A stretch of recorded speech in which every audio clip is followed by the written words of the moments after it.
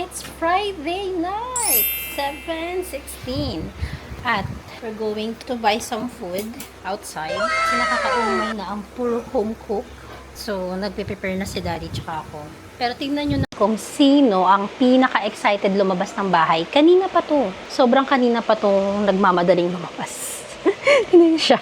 Ayan. Kanina pa labas na labas. Maghapon na. Oh, ngayon gagalit ka. Maghapon na po yan. Gusto lumabas. Balo ko. Hindi po yan nakalabas maghapon. Umaga pa lang po gustong-gusto na yan lumabas. Hindi pinapalabas ni Mami kasi nakatambay na po yan sa labas. Doon na lang po sa parking yan tumitira. Papasok lang po yan dito kapag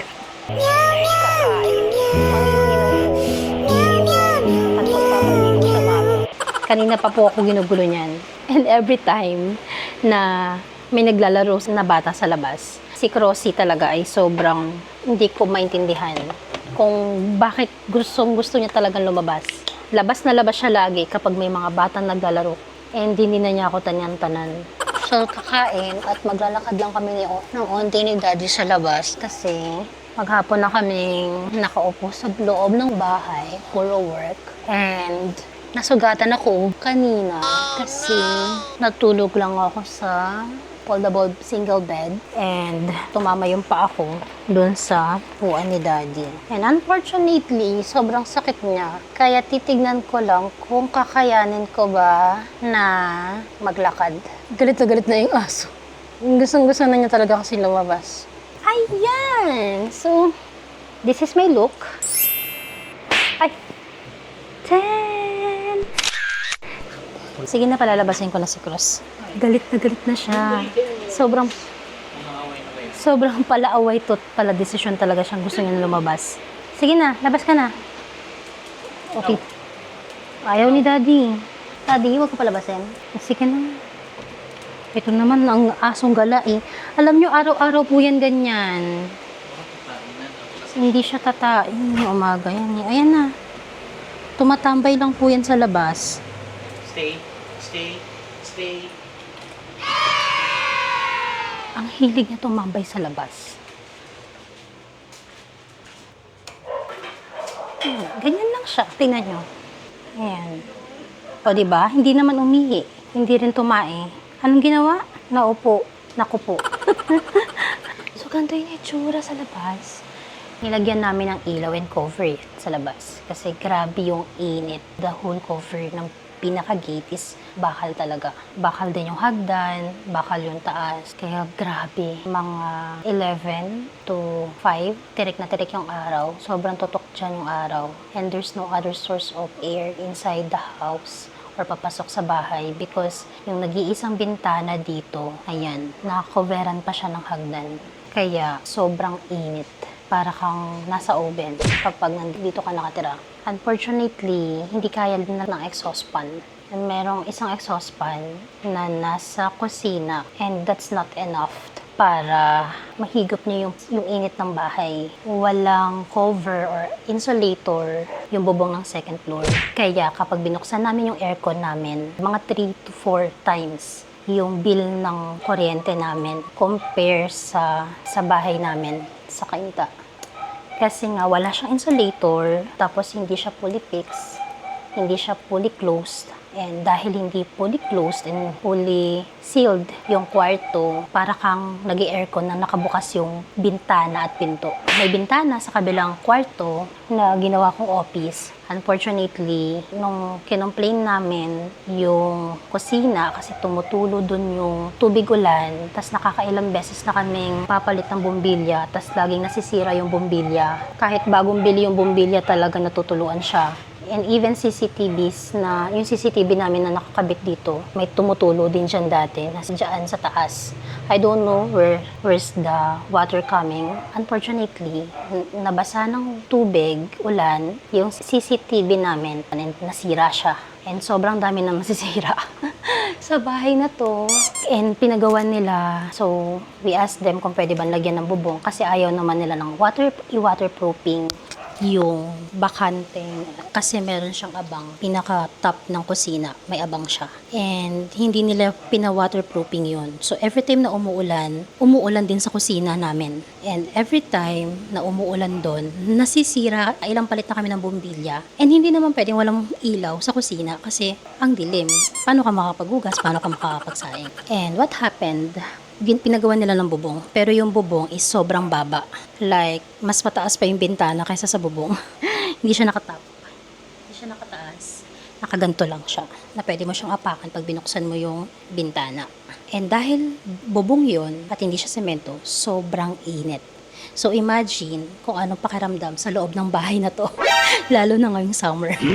Sobrang init. Like times 10. And what's the sense of buying aircon kung, di ba, hindi mo siya magagamit and then para ka lang nagsasayang ng pera sa kuryente kasi bubuksan mo pero summer baka mga nasa 18,000 na yung bill na bukas yun. Ang pinaka-used namin na aircon when we were in Cainta was about mga 4,000 to 5,000 lang yung bills namin. Kasama na yung malaking rep ko doon. Wala nang patayan yung mga computer, 3 computer, laptop, walang patayan yun. Pero ganun lang yung inaabot ng bill namin. Unfortunately here, umaabot kami sa ordinary month nang hindi pa summer, mga 12,000 plus 13. Bubuksan mo yun ng summer tapos baka umabot na yun ng 18. Like, that's sobrang hindi accepted yung ganong range ng electricity. Especially kung may way naman para maayos yung aircon. Kasi sobrang liit lang ng kwarto, pinapalamig ng aircon, pero ganun aabutin. That's how it is here. As in, walang source of air unless you open the door. Unless nakabukas yung pinto 24/7, and hindi naman pwede yun kasi look at the gate after the door. Ayan yung door. Tapos, ayan na yung gate. Ayan na agad. So, like, there's no privacy here because kitang-kita. Dinig na dinig lahat. Kaya sobrang hirap. Tsaka ang dami pang problema dito sa bahay na to. Like yung CR dito, parang every week nililinis siya ni Daddy. Depende pa yun pag inaayos yung mga tubo-tubo dito sa lugar na to. Parang lagi pinapalitan ni Daddy, pinipilter niya, nililinis niya yung filter ng water. Tapos ganito yung itsura ng tubig. It can really clog the water filter. Ay isang buwan lang tinatagal ng water filter na yan. Imagine how much is the filter. And isang buwan lang siyang tumatagal. Unfortunately, every week na yan nililinis ni Daddy, yung filter na yan. Sobrang ganun kadumi yung tubig. And there's a lot more problem inside this house. Yung nag-improvise na lang kami ng ilaw dito sa kusina. Like, nilagyan namin to ng bisaksak na ilaw dito. Isa pa yun, saksak ko muna. Ito yung itsura niya. Sinasaksak lang namin yung ilaw na yan. Then, nagkakaroon na ng ilaw na dalawa doon. And then, nagamitan ko lang nito, nilagyan ko lang ng LED para sobrang liwanag. Kasi yung pinakalagayan ng ilaw dito ay tumutulo. So, that's another problem. Yun. Tas, walang screen yung door. Kaya kailangan namin gumamit lagi ng gantong pantakip para hindi lang makapasok yung daga. Kasi, ang gusto ata ng may-ari is we shoulder it. Pero sobrang unfair kasi the first time na pina-adjust namin at nagpaayos kami ng bahay na to, sobrang generous namin. Like, dinoble namin yung bayad. Like, ang usapan ay parang 1,500 pero binigay namin is parang 3,000 plus because we feel so generous that time. Unfortunately, parang tinik advantage naman yun nung may-ari ng bahay. Sinasagot niya yung ibang materyales na maliliit, pero pinapa-shoulder niya sa amin yung labor nung gagawa. Ayun, sadly, nung bago kami lumipat dito, sira yung shower tsaka yung gripo ng CR, pati yung lababo tumutulog, and sira din yung faucet.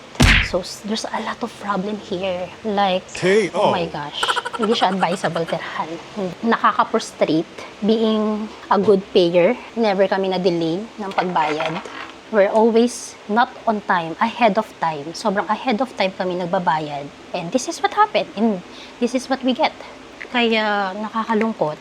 So, we decided na maybe sooner, pag medyo okay na yung schedule namin, makapagligpit na kami at makahanap na kami ng bahay na lilipatan.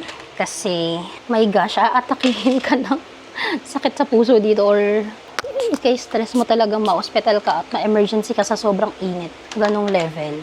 And we have to put an insulator sa loob and sun protector sa pinaka main gate para at least mabawasan yung sobrang init. And we keep the door closed. However, especially kapag hapon na or tanghali, para hindi pumasok yung init. Kaso nga walang air source. Ngayon, nakaka-stress. There's a lot more beautiful rent places and we just have to move here because of my husband's work. Mas malapit to. Ayan. May mga project siyang tinatapos. That's so frustrating here. Pero alam nyo, kahit naglagay na kami ng insulator and sun protector sa gate at isara na namin yung pinto, hindi pa din enough. Kahit gabi na, wala ng araw, kahit umulan, grabe yung init. As in, hindi ka makakatulog. And sobrang sira yung tulog ko lagi. I don't know kung paano namamanage ni daddy na makatulog. Nakakatulog siya kahit paano, like 6 or 7 hours a day. Kahit ganun kainit, nakatutok lang sa kanya yung dalawang ventilador. And unfortunately, hindi ako sanay. Sobrang hindi ko kaya yung init. Kaya sobrang gulo lagi ng oras ng tulog ko. Pumunta naman dito yung landlord. My husband tried to communicate everything. Pero kinuha lang nila yung isang aircon na hindi ginagamit sa taas kasi merong aircon dyan. Wala lang siyang comment. That's it. Wala silang comment. Kinuha lang nila yung malit na ref and yung aircon na hindi ginagamit. Wala. Ganun lang. That's it. Nakakalungkot, diba? Kasi ganun na nga yung mga dinadanas namin dito. Baka ma-hospital pa kami sa sobrang init. And wala talagang privacy. Sobra. At si Cross, wala. Hindi umihi. Tumambay lang sa labas. Kahit yung aso, sobrang hirap na sa init. Kaya mas pinipili na lang niyang madungis at nasa labas. Kahit binilhan ko na yan si Crossy ng cooling pad, pero hindi niya talaga kaya yung init sa loob ng bahay. Kaso, ayun nga, one time, hinayaan ko siya sa labas, kinabukasan, may sugat siyang malaki sa likod. Hindi ko alam kung paano nakuha ni Crossy yung sugat na malaki sa likod. Kung kinagat ba siya ng daga. Kasi may malaking daga dito nung isang araw. Wala kasing screen door, kaya yung daga nakakapasok. Tara na. Ha? Naglilihi ako sa shawarma? Hindi. Nagkikrave? Hindi naman. Kasi walang malapit. Ayun. Ang hirap. Tapos lahat ng cravings mo dito, sobrang lalayo. Na sobrang hindi ako sanay. Kasi every time we want to eat something, sobrang saglit lang takbuhin ng mga mall. At saka, and ang daming mall sa Metro Manila. And for someone nasanay at laking Metro Manila for 30 plus years, ang hirap mag-adjust. Because this is no longer province, pero parang ganun pa din. Sobrang layo pa din sa mga mall, convenience store, 7-Eleven, Dunkin' Donut. Sa tagal-tagal nagagamit ko yung laptop ko. It's just that nasira ang laptop. Pero dahil magaling si daddy, ilipat niya yung local disk ko at yung memory ko sa monitor. And that's what I'm using right now para makapag-work. Pero sobrang hirap kasi nasanay ako ng ilang taon na gamit ko yung laptop na yun para makapag-work. Papakita ko yung sugat ko. Sumabit to sa may upuan kanina.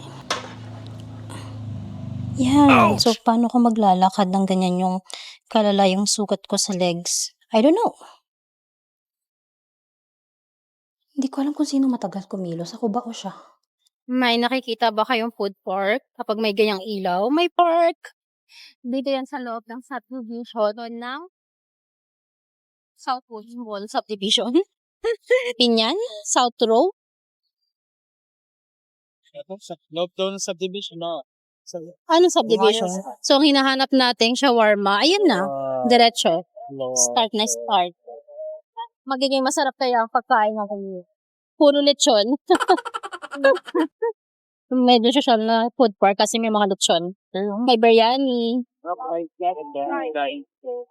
Dino burger. Let's try other.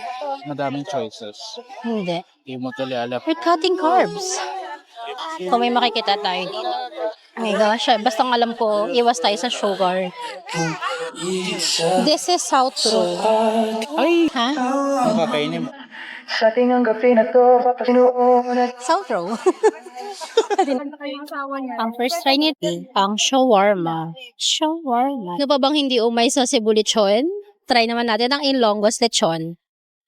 Herein, mati-take out lang si Daddy kasi mahirap naman bumili ng sobrang dami tapos hindi natin kayang panindigan. Especially it's already night na. Mukhang maganda naman yung servings nila. Oh my gosh, this is what we eat. Kakain na tayo nito. Tatry natin. Ito kasi yung sikat ngayon eh. Tatry lang natin. Yung Dubai Chewy. Pag okay, at mas masarap, balikan natin.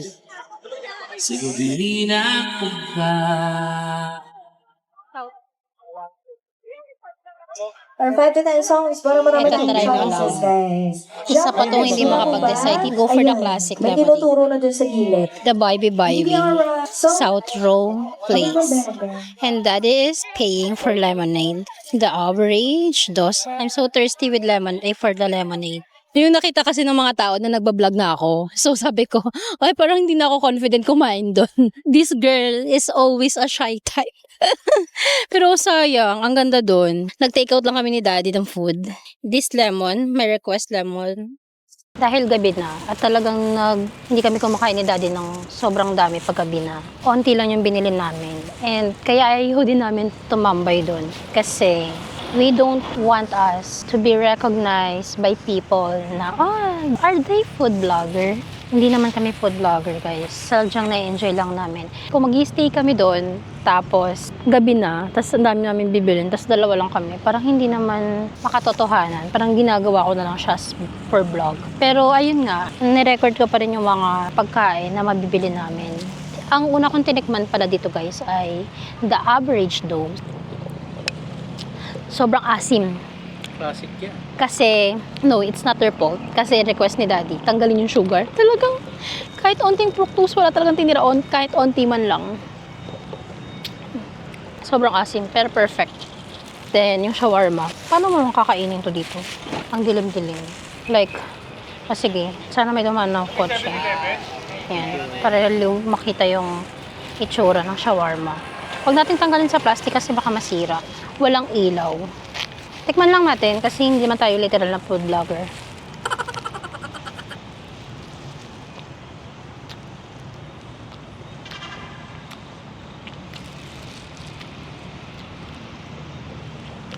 I like the pita bread. Kasi yung pita bread niya, hindi siya yung usual na natitikman ko, na parang medyo makapal. Ito medyo manipis. Maayos yung pagkakaluto.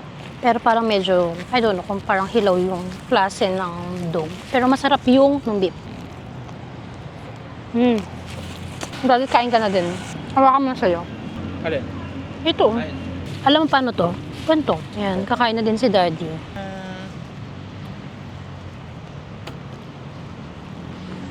Sarap. May something sa pita bread, no? Parang hindi lutong-luto yung dough. Or yung pita. Diyan lang siya. Dewy. Dough. Kaya lang, iba yung lasa nung beef para sa akin. Ano lasa? Hindi siya masyado na-season. Ang lasa nga. Medyo matamis. Mas parang walang sauce. This is us in normal Friday night. Sa gilid at tabi ng David's Tea House, sa gilid ng Highland Plaza. We're just eating.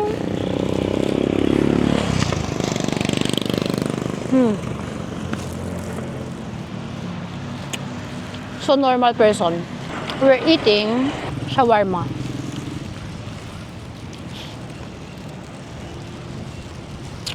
Sobrang nakaka-crave kasi at nakakamiss kumain ng mga ganitong pagkain. Like Shawarma House, Shawarma Shack within Metro Manila. And we're here, dumadayo, sa alas 8 ng gabi. On a normal Friday night. Kung ganito kadami yung kakainin namin, bumili pa kami ng Dubai Chewy, Choco, ganun. At saka lechon. Kailangan talaga natin maglakad at tunawin to. Ano masasabi mo? Yes or no? Tama. We're back! Char. Ang arte. Tsaka-tsakahan. May nagbibideo sa akin kanina. Tsaka-tsakahan ako. Wala akong kilay. Kasi nga, naka for the outfit ang running ang peg natin. Pero, yung running, nauwi sa sa eating. Running to eating. Kinain na namin sa dilim. Kanina, yung shawarma. Ano masasabi mo naman sa shawarma, Daddy? Honest ba dapat? O Ano, magloko na lang tayo dito? Hindi ka nasarapan? matamis kasi hindi siya yung parang authentic na lasa. Parang hindi naman ganun katamis. Ewan ko, hindi nga ako nasarapan. Oh, sa bagay, totoo, parang hindi siya yung legit na lasa ng shawarma na natitikman namin kahit sa mga food bazaar. Pero sa akin yung comment ko doon sa is yung pita. Baka pwede pang mas toasted or mas luto. Kasi parang lasang-lasa ko pa yung harina. Pero nasarapan naman ako sa beef. Ikaw ba hindi? Yun nga, matamis nga. Mas prefer niya siguro yung medyo maalat. Bumili lang kami ni Daddy. May nakita pa kami bukas ng alas 10 na karinderya. Hindi na namin sila binidyohan kasi baka doon na kami lagi bumili. Kasi tinuturo ko kay Daddy yun. Walang kasawa-sawang dinuguan. Tapos kakainin ko din tong binili naming langka. Tapos, yung rice. Medyo totong na. Pero sabi ko kay ate, go. For the go na yan. Kasi, aarti pa ba tayo? Kumakain nga tayo sa bayan yan. So, yan. Sa isang pirasong rice, hati kaming 3. Ganyan. Pwedeng kang bumawas if you want. Para, May ano dyan? kasi yung shawarma na yun, magkano yun? 2? Buy one, take one. 110. 110. Sa 110. Mura yung 110 ah. Sa balang bilihin mo yun. Si kuya, pwede ka pang mag-grow. Kung gagalingan mo, mas makakabenta ka ng mas marami sa susunod. Pag nagpapanap ako ng luto ulam, gusto ko supportan mo si ate. Kasi nakita ko sila kung paano sila nagsisimula. Kaya lagi ko sinasabi sa'yo, di ba? Kaya, Walang playtime. oo, kasi ako lagi nakakita. Dati wala pa silang ilaw, ganun. Tapos ngayon, parang gabi na, pero sobrang dami pa nilang tinda. And I pray na maubos yun. Kasi sayang naman. Paano kung wala pala silang rep? Ayun. Supportahan natin ang mga small businesses. At ang next ay ang Ilonggos. Yan. Hindi namin to mabidyohan kanina sa labas. Ito ay nabawasan na. Ito ay Ilonggos lechon. So dahil lagi na naman kami nakakatikim ng lechon ng Cebu kahit dito sa around the Philippines. Cebu lechon ang lagi natitikman. So this time, try natin ano bang difference ng Ilonggos lechon. Sa mga makakapanood, may you guys inform me kung sino nakakaalam dyan, ano ang difference ng Ilonggos lechon sa Cebu's lechon. Ano ba? Like, yung spices ba? Yung way ng pagluluto? Or version lang? Ng like, sa Cebu, kasi mga 8.5 hours lang niluto. Tapos, sa Ilonggo, like 12 hours. Tell me guys! Let's go in the comment section! Party. So, try natin. Iuulam natin yan sa ulam nating langka at tutong na kanin. Imagine nyo, alas 10 ng gabi, may makikita pa kayong karinderyang bukas, tapos nagbebenta ng langka. Suportahan nyo yung mga karinderya kasi sayang naman yung pinahunan nila kung gantong oras, hindi pa sila nakakabenta. Sarap, langka. Bakit nakakaloko yung langka sa mismong langka? Kasi minsan may isip mo pag tinignan mo, ay baboy! Tapos pag nakain mo na, ay langka pala. Tapos, the average dose. Sobrang asim. Tapos sabi ni Daddy, isang buong lemon lang yung ginamit dito. But ako, I doubt. Kasi sa sobrang asim niya, pinatanggal pa talaga ng asawa ko yung fructose nito. O yung sugar nito. So kahit sa sobrang katiting ng sugar, wala talaga. Hindi na naawa. Arty daw. Hindi ka na naawa sa asawa mo. Minsan lang naman. And then, tikman na natin to. Ilonggos. O, sige na. Meron pala silang kasamang sauce. At saka nakita ko kanina, malinis yung kahit gabi na, tapos paubos na yung lechon nila. Malinis yung lugar. Tsaka yung the way nila i-prepare, nakita ko. So, bisitahin nyo na ang Binyan Food Park in South Row. South Row, punta na, bago lang. Nadayo lang kami doon. Hindi pa sikat si girl. Nagsisimula pa lang tayo. At nakakahiya mag-vlog sa labas. Sobrang hindi ko kayang itutok yung camera sa mukha ko. Kaya hindi namin matitikman ang lahat ng food na ino-offer nyo in any variant because, my gosh, sinong kakain? Dalawa lang kami. Dalawa lang kami, tas gabi na. Like, mga gantong oras tulog na kami. Tapos, paano namin tutunawin yun? At ang dapat na pagtunaw, napunta sa pagkain. Ang walking, napunta sa eating. Imbes na bumawas, nadagdagan pa ng Na ano? calorie. Calorie? May part pa rin na crunchy, kahit gabi na siya. No? Masarap siya. Pakita natin yung kinakain natin. Ayan.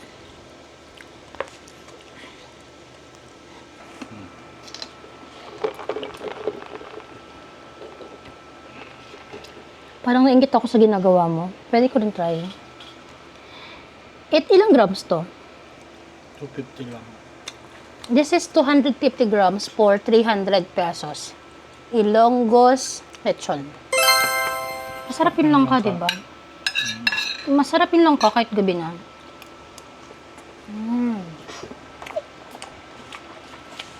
Kuman natin yung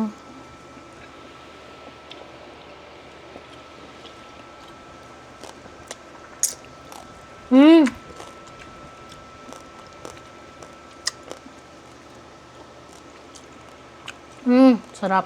Not the literal lechon sauce, pero matamis siya. Nakuha niya yung panlasa ko.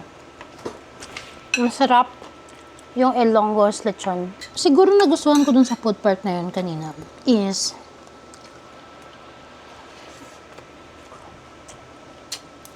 kain mo na. Hindi sobrang gulo, though Friday, there's ang daming tao. Tapos maraming unique na pagkain na hindi usual sa food park.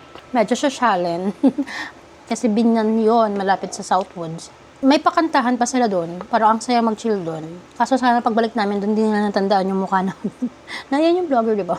Ayoko nang ganun, my gosh, gusto ko lang mabuhay ng normal na tao. Na-document ang lahat. Pwede bang ganun? Pwede pa rin naman, di ba? Pag di kasi ka. Nice. Eh, paano pag napanood nila to?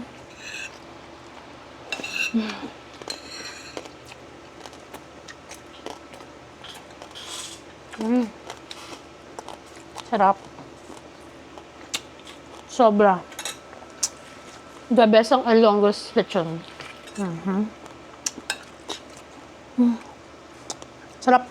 Ang gusto ko lang doon, hindi ako sigurado, pero mura lang yung parking. Tama ba ako? 10 pesos sa motor. Magkano sa kotse?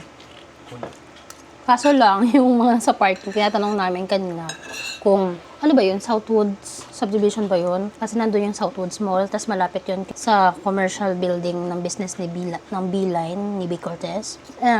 Malapit din yun sa UniHealth Hospital. Tama ba?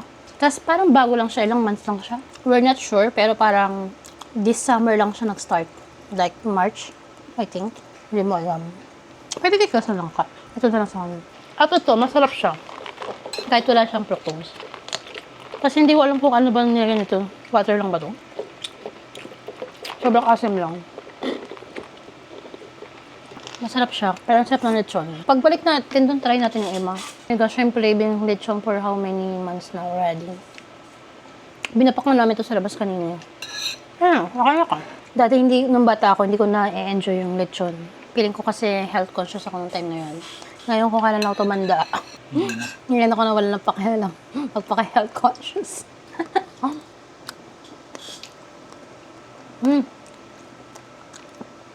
Bagay to. Pero, hindi kasi ganito talaga literal na sauce ng lechon, di ba? Hindi usual na matamis ang sauce ng lechon. Pero, this one is a little sweeter. Pero masarap. Bagay sila. Sa taste ko. Ikaw ba? Hindi? Sarap. Masarap, di ba? Parang hindi lang siya basta matamis. May iba pa siyang lasa. Parang siyang may coke. Parang hindi nga basta sugar yung ginamit dyan eh. So, this is the famous to kasi ngayon. Sikat siya, trending siya. Unfortunately, hindi ko alam saan ako bibili niyan. Tapos nakita ko yan kanina. Kakaira lang ng nanay ko sa akin kahapon. Wala naman akong kaalam-alam na 99 pesos ang isa nito. At ganito to ko mahal. Ay, ang mahal nga. Like dito sa TikTok, ang 2 pieces niya ay 269. So, medyo mura pa pala to sa 99 pesos. What? 2 pieces, so 269. So, mura pa pala to. Oh my gosh, parang gendo na pala to. Kaya Dubai. Kasi 2 piraso lang yung pinabili ko kay Daddy. Kasi, tatry natin. Nagulat ako sa price, ang mahal. Yung parang ang mahal pala talaga ng Dubai Chewy Cookies.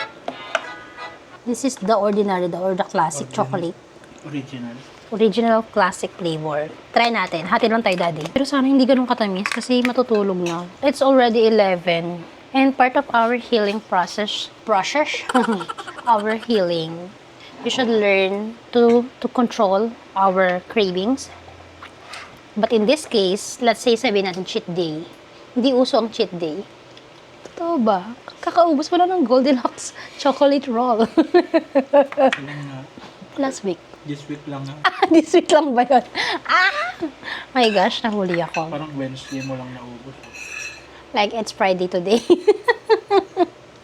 Pagpatawarin nyo na ako. Magbabago na ako, promise. Pagkatapos nito.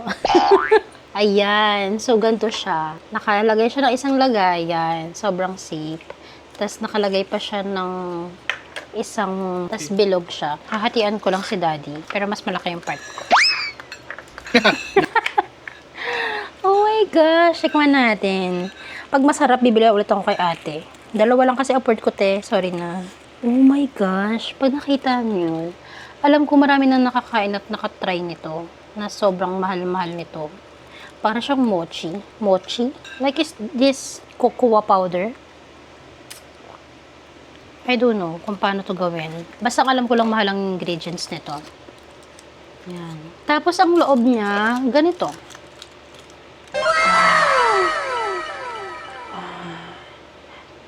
Sobrang yummy. Pero parang halo-halong. Can anyone tell me kung anong ingredients nito?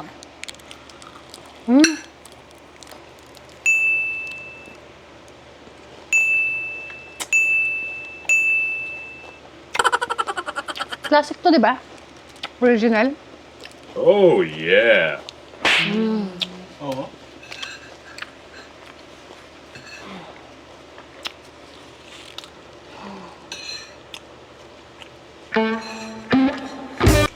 Nice. Ate. Hindi pa ako nakakatikim nito. This is my first time. Pero my gosh, ate, parang babalikan kita. Yeah, boy.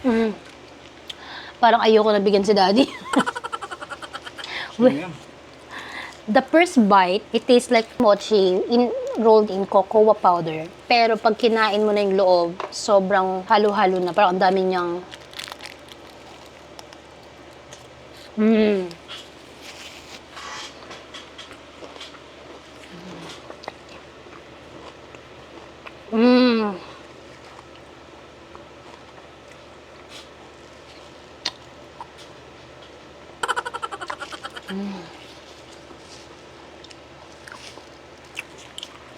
It tastes like a chocomucho.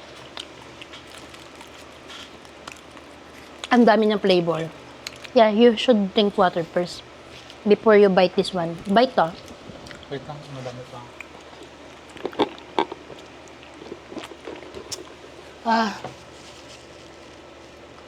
Oh my gosh. Bakit ngayong gabi ko to kinain? Pero ang sarap. Oh my gosh. Try it. Lapit ka. Konti lang, di ba? Lahat. Kalahati muna. Takaw muna. Hindi, kalahati. Isa pa. Sabi ko kasi hati tayo. Hindi mo ma-appreciate, ubusin mo na.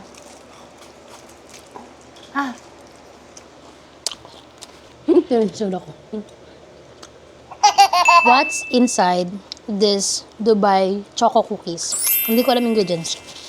Pero oh my gosh, wala siya trending kasi once you bite it and na-chew mo na siya, parang sobrang daming flavors yung nafe-feel mo.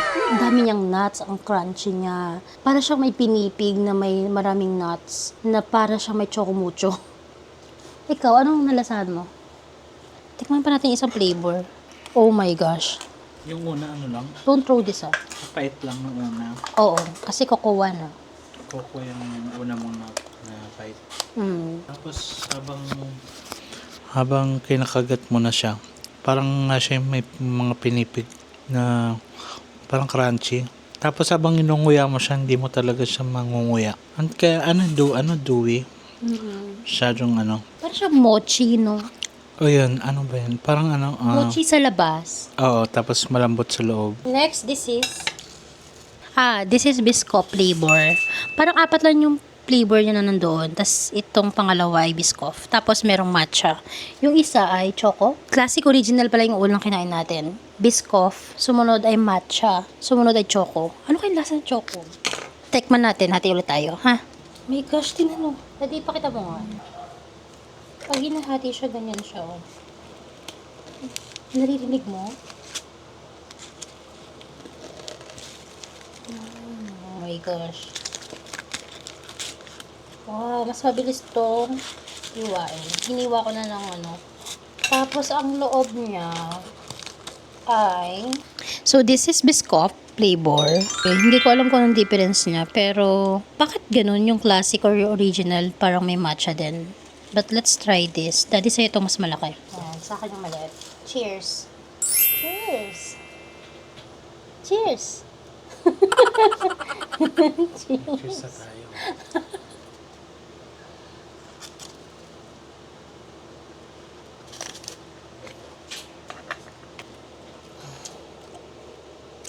Oh my gosh. Oh my gosh.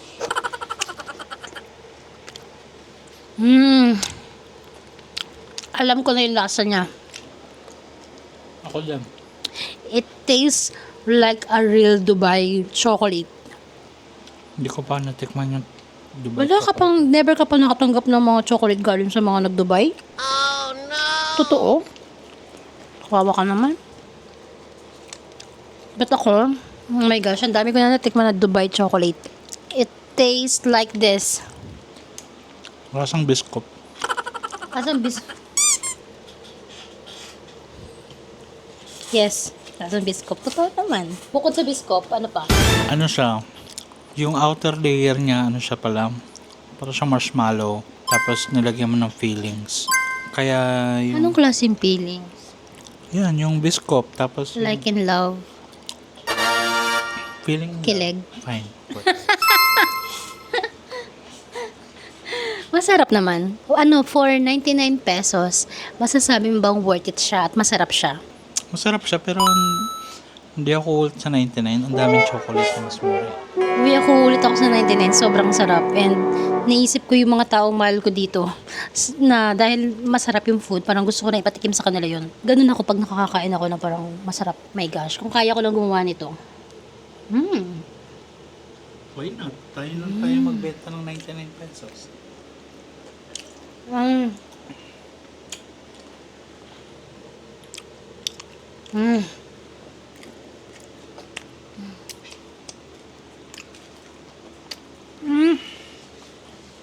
Ate, ba't ganyan ka naman?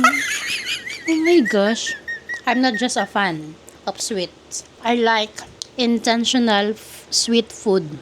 Intentional sweet. I don't know kung ganito ba talaga yung lasa ng mga iba pang gumagawa. Siguro hahanapin ko na to lagi. Kasi, oh my gosh, ang mahal nga niya. Pero yung lasa, I can say it's worth it. Ang worth it na para sa akin. Ikaw ba? Mahal pa din. Kung worth it sa'yo, worth it na din sa akin. Wala siya magagawa kasi when I say, Daddy, bili mo ako niyan, bibilan niya naman talaga ako. Diba? Hindi, pareho na lang tayo. Hatian ko na lang daw siya. Oh my gosh. That's it, guys. That's our today. Nakita pa yung coco chocolate mo, oh. Hindi naman tayo kumain ng diluguan, pero mga labi natin. Diba? Daddy, kamusta naman yung... Pagja-jogging, pinawisan nga ako eh. Maghanap ng pagkain. Oh my gosh. Pinagpawisan kami kasi mainit doon. Ang dami nagba-barbecue.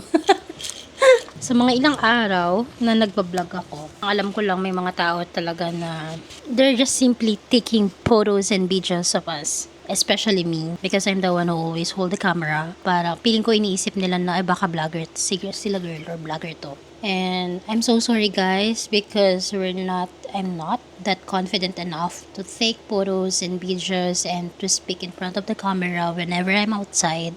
But this is my little corner in the internet. And I'm much confident doing this inside this house.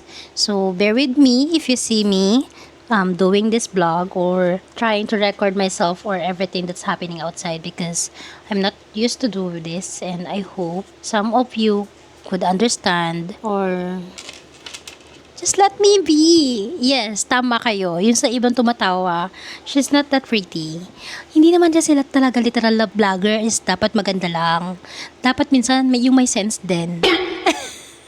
May sense ba ako? Everyone has the right to do whatever they want in their life, especially if it don't affects anybody. And for me, I just want to do this because I like doing these things. I just like to do this kind of extrovert thing. An introvert doing extrovert thing. I just want to thank you dun sa mga nagsusupport. Oh my gosh. I can't name you, but i-shout out natin sila. Thank you so much. Si Evelyn Grate. Shout out to Evelyn Grate. Thank you so much for your support. And to Grace Ann. Thank you so much. Shout out. Some people here, I think they aren't using real names, but they are Cecilia Billing, someone mad in, I don't know, they're just using names, and Darlene Nicolas. Thank you so much, guys. Thank you. And by the way, tomorrow I will explain to you why I had to delay recordings. There are reason behind it kung bakit hindi ako nag-upload after my 2 prior videos that was uploaded weeks ago. And please watch the next videos come here because the explanations and the reason behind it is there. So goodbye, guys. See you next time.